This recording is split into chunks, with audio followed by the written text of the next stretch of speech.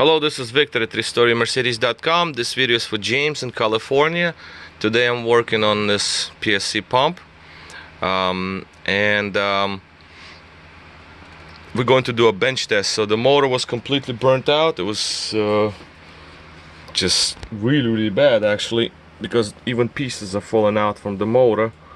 It's all, see, just something just fell out. I don't know if camera caught it, but this thing is a gunner big time. Yeah, something is moving there, as you can see. I think it's the coolant fan. Yeah, coolant fan is disintegrated. This is really bad. So there was definitely some serious leaks going on. So what we're gonna do is I shut down pressure and vacuum. That's just because I always do that. So let's just go over with bench test. And my camera is not focusing very well, so okay, so let's do the bench test. Now I have it hooked up to, what do I have it connected here? It's to this port right here. So that's HFE KAF. So this one is in charge of rear headrests and remote trunk release. Okay, so let's see. First I'm going to show you rear headrests. So they're supposed to give us a vacuum. No, wait, hold on, I'm looking at my notes. Vacuum, right.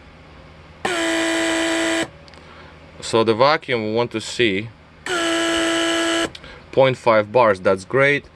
Next we're going to do a remote trunk release. That's gonna give us pressure, so it's the other way around. Well, when you do remote trunk release, these two ports have to close up because they are unlocking trunk first. Okay, so let me just try to do that so I can hold my finger over these two ports here. As a matter of fact, let me just put the hose over. It's just the nature of the pump, that's how it works, that's normal. So it has to unlock the trunk first. As you can see, we also hit 0.4 bars. This is perfectly fine. And also I have to know that I'm doing this test on 12.5 volts. Reason being is this is just the battery, so it's like as if the car is not running.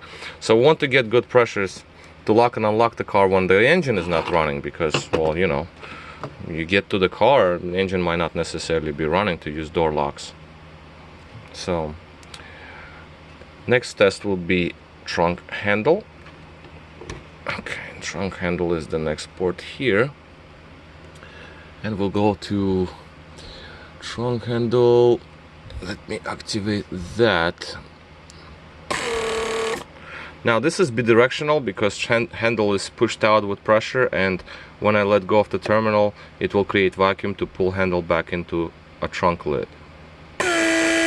That's when I released the power. So again, handle releases, handle is pulled back in.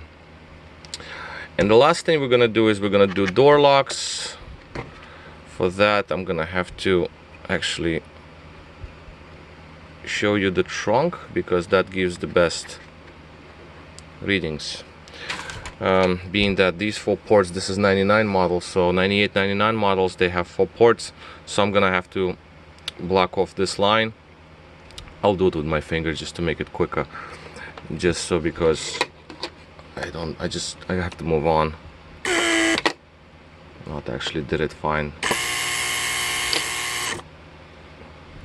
I think I have to, let me pause this video. I'm gonna find a block here, because this is gonna be a better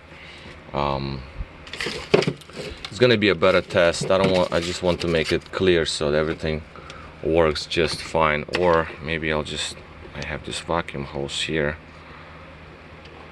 and I'll just block it off with something temporarily right now. Just I don't wanna pause the video. Okay, so I just put the vacuum hose just to block it off. So what we're gonna see here is the same thing.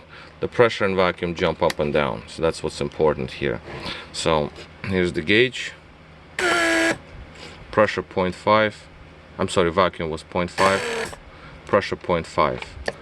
So it's perfectly fine. the door locks in themselves, they switch over, so I can try to show you probably that as well real quick. This is going to be a little different because now I have to block off first pipe here, then the second pipe there, like this, alternate. So as you can see, that was vacuum and then pressure. So when pressure jumps, the gauge doesn't catch it, but I can show you the other way. It probably won't register very well, but that was...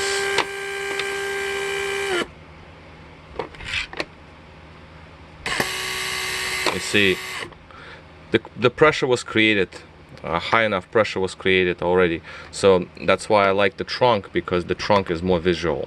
So you can actually see the actual pressure and vacuum, what's happening here.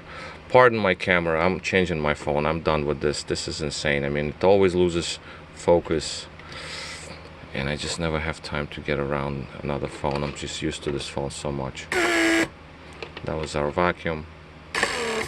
That's our pressure. So pump is fully functional. We can boost the voltage up a little bit. Vacuum is higher and pressure is higher at the same time, because you see it's 0.6 about. Same for vacuum, about 0.6. That is just to show you that the motor itself, the pump, vanes, everything is really good. So I'm just maybe do the trunk handle. 0.6. So 0.5. So we're perfectly fine. Okay, so this is it for me. I just wanted to show you the operation before I send it back out.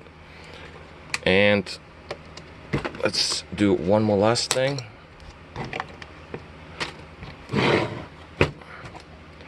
And the motor, see, I'm holding it, I'm touching it.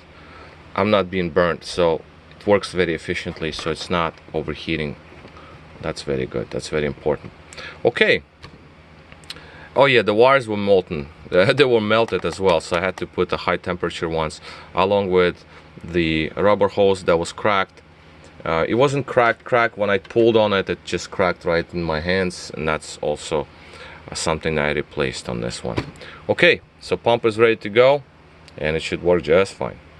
This is all for me. This is Victor at RestoreMercedes.com. Thank you for watching.